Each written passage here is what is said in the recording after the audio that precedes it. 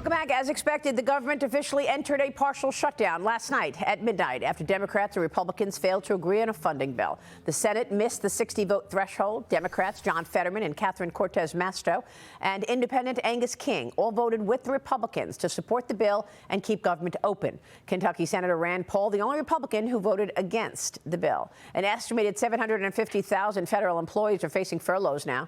The Senate will try another vote today. One more shot on both the House-passed CR and the version introduced by Chuck Schumer. House Speaker Mike Johnson will join me in the next hour, coming up live on what happens now and whether a breakthrough is still possible. So join us for that special interview. First, though, Arkansas Congressman Rick Crawford is with us. He is the chairman of the House Intelligence Committee. Mr. Chairman, good to see you. Thank you so much for being here. Hey, good morning. So what does this mean for you with a government shutdown?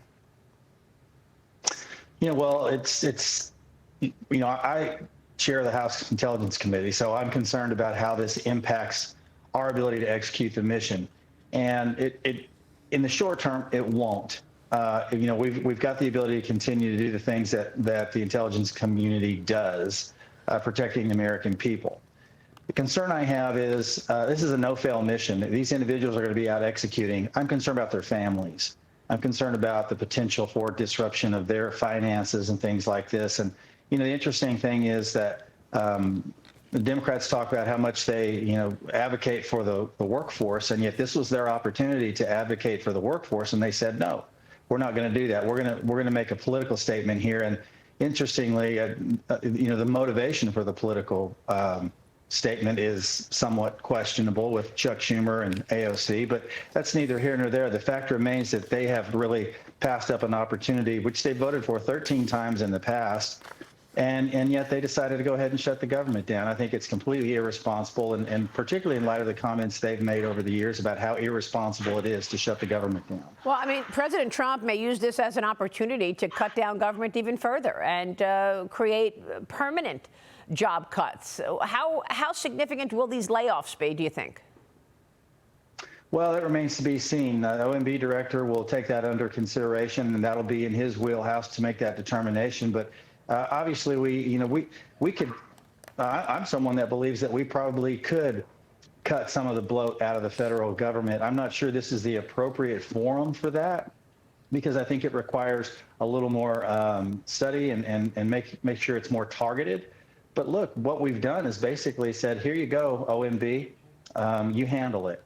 And I say we, what I mean to say is the Democrats, they're the ones that if we had passed the CR, everything would have been fine. We would have had that window to go ahead and get back into our approach process. 3 of those approach bills have already been passed, are in conference committee between the House and the Senate. Right. We need to finish 9 more to keep the government funded. So this was a huge mess up on the part of Chuck Schumer and the Democrats in the Senate. Wow. All right, we'll be watching all of that. Let me get your take on the other news of the day. Last week, former FBI Director Jim Comey, the first of the Obama-era officials indicted for charges stemming from the Russiagate lie and the investigation. He's facing 2 counts, lying to Congress and obstruction of justice. But former House Intelligence Committee Chairman, your predecessor and current Trump media CEO Devin Nunes, told me it's entirely possible that more charges are coming for Comey and more are coming for intelligence officials. Watch this. Comey has long been a liar, a leaker. He's dishonest. He ruined the FBI. He will be lucky if there is not a grand conspiracy charge brought, which is really what should be brought against probably about 24 characters in the United States over the last 7-8 years. Should there be more charges against Jim Comey? Very specific, and it's over whether or not he lied on this one part. The larger part is whether or not you can bring a kind of grand conspiracy case. And, people talk about, there's the law, which is, lying to Congress, lying to the FBI, but there's also a term in there called misleading.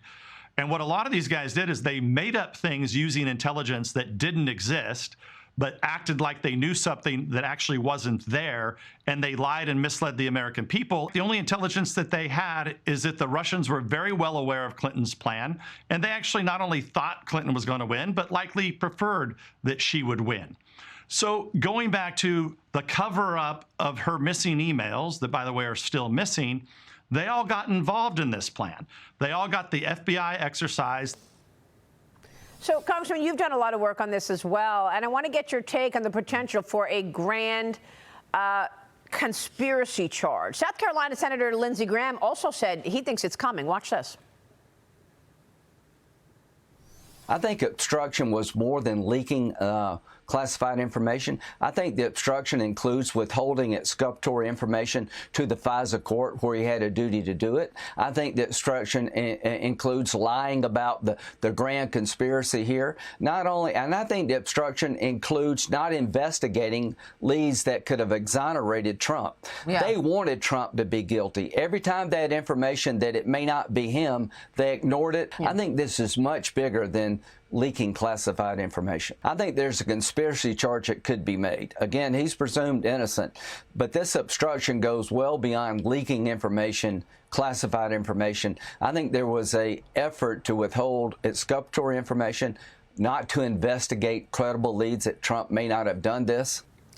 Mr. Chairman, was this a conspiracy against Trump?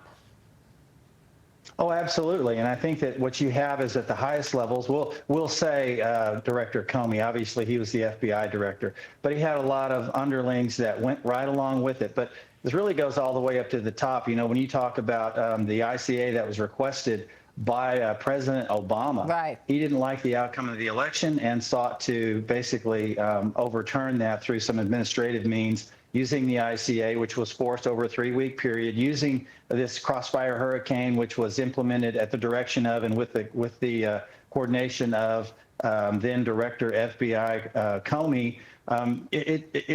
I think both Devin and Senator Graham are right. I think this probably rises to the level of a grand conspiracy, and we'll see those charges. This is not unlike, you know, we went after Al Capone, went after him for tax evasion. We're able to unravel a lot of other things and ultimately find the evidence that we needed to bring him under more severe charges than just tax evasion. That's what's happening here. I mean, you're seeing more and more threads that they can pull on, and this whole thing is going to come unraveled on, I believe, on Director James Comey. Unbelievable. Biggest scandal anybody has ever witnessed. Just unreal. Real quick, the president announced a tentative deal with Harvard University to restore $2.4 billion in frozen federal money. Harvard will now invest $500 million to launch and run trade schools, ending a long-running clash over affirmative action and discrimination against Jewish students. Your reaction to that? Well, I'm a big fan of trade schools. We talk about it all the time here at home in the heartland. It's important to us, career technical education, work in the trades.